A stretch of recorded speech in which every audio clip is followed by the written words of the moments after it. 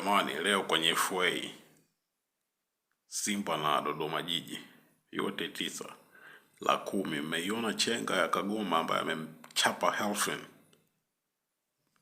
Chenga imemsababishia jamaa hadi muda huo imebeba ambulance na kumpeleka hospitalini. Kama mlivyokuwa mnaangalia pale, mpira huko watu wanapiga, lakini ambulance inalia iko inampeleka Helfin pale hospitalini.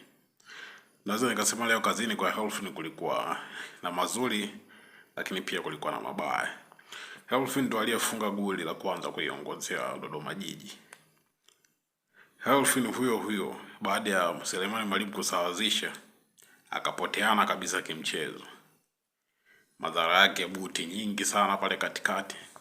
Kagoma ile ni ya pili mbali, yani ya kwanza alimchapa, refa kaweka faulu. Helfin huyo alifanya madhambi akampiga Kagoma.